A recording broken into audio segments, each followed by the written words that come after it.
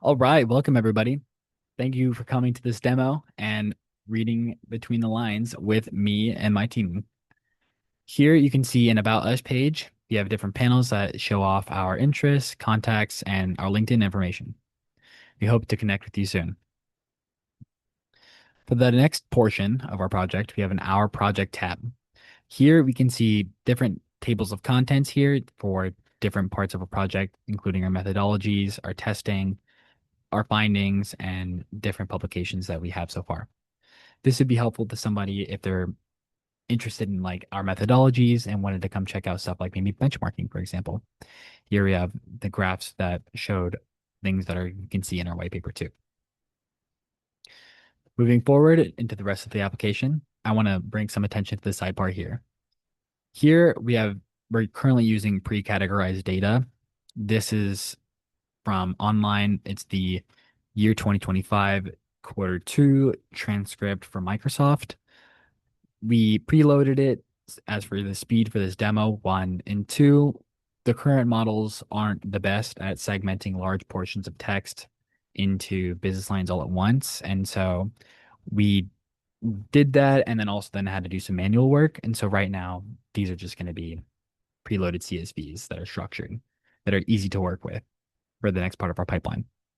Here we have a stock ticker. This is grayed out as we're only using Microsoft today. However, in the future, using APIs like Yahoo Finance API and AlphaSense, you can get both earnings calls as well as stock tickers and their information dynamically. And this can be used for possibly competitor analysis, etc.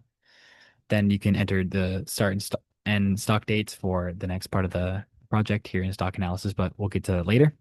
And you implement your OpenAI key right here and click Run Analysis. It costs about $2.50 to run, as there's a lot of analysis going on, and it takes about 2 to 3 minutes.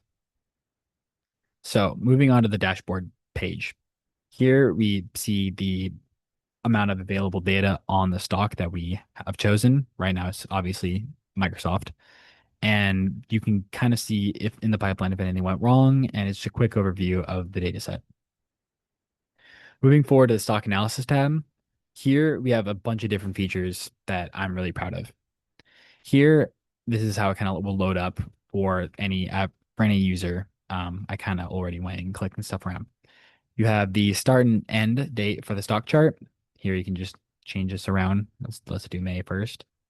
And boom, there we go. One last month. You can also do the end date. Chart type, I have it online. My favorite is candlestick. There's different options, depending on what you enjoy. And then you can also click on the different earnings dates that are present in the stock range that you chose. For today, we'll be looking at the 2025 0129, which is also my birthday, fun fact, as well as there's also some toggleable options like show moving averages and those earnings dates. Finally, we are looking at the getting into the main point of looking at this specific transcript. Here, you can zoom in on the graph. You can see a big drop in the price, and even more granular, you can see 60 days after there's a 15% stock drop, 20 days 7%. The 3 day reaction was also 7%. So we thought this was an important earnings call to look at. Here, a financial analyst would love to look at this page. This would be a very easy tool to gather up all kinds of information and stats just very quickly to help you in your EDA. Moving forward to the sentiment analysis tab, we have a brief overview, as you saw on the dashboard tab, of the contents of this transcript. Here we can see we have 212 positive, 281 neutral, and 24 negative sentences. Here we have the sentiment aggregated by business line. We have gaming, office commercial, other, server products, and cloud services and Windows. Here comes the one of the most important and innovative parts of the application, at least in our opinion. Here you can select any business line you want of these five.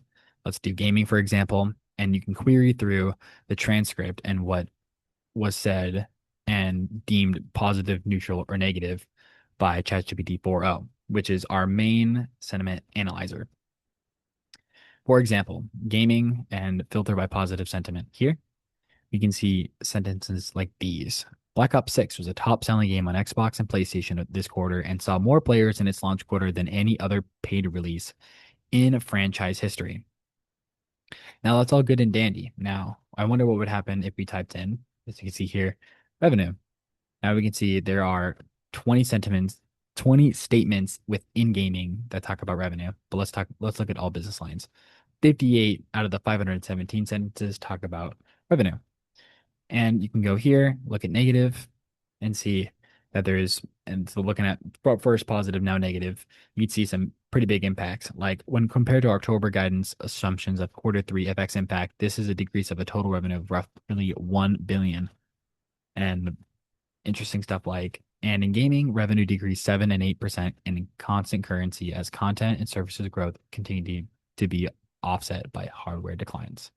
Here, a financial analyst would love to see the earnings call transcript just absolutely split up and put into a bunch of different buckets that are easily accessible, not only by business line, but by sentiment. And not only that, they can see the counts and then scroll through the pages like this. Moving forward, we have the chatbot assistant that kind of ties the whole thing together. As you can see here, I've already asked it a couple questions as it kind of takes some time to think through your queries.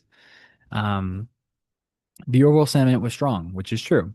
It's a pretty positive and neutral transcript. However, there were 24 sentences that were negative. This leads me to believe that possibly those sentences were impactful. So my question was, the overall sentiment was so strong. Why did you think the stock dropped according to the sentiment in the transcript?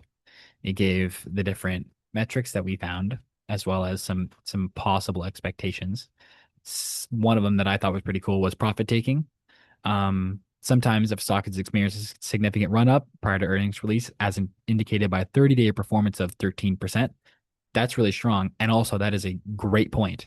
As and the 60-day after the earnings call metric was around 15% down. So maybe it just had a big run up and then a big run down back to baseline, perhaps. However, I continue to inquire further what in the negative sentiment could have made the stock drop so harshly. So now it's going to go find us specific examples from the transcript that it has access to.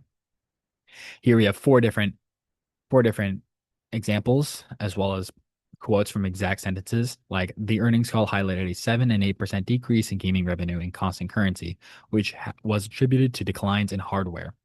This negative performance in significant business segment like gaming could contribute to concerns about overall growth and profitability, impacting investor sentiment and negatively. So here, this is like kind of like what's tying it all together. You can query the stock information, you can query the sentiment information, you can query them together. This is an incredibly powerful tool for anyone that's doing exploratory data analysis, as you're able to quickly kind of run through the possibilities that are in your mind, see what the AI bot thinks from first glance, and as well as find exact sentences with their meanings quickly. And I think that'll be all for us today. Thank you so much for listening into this demo, and I hope you guys have a great day.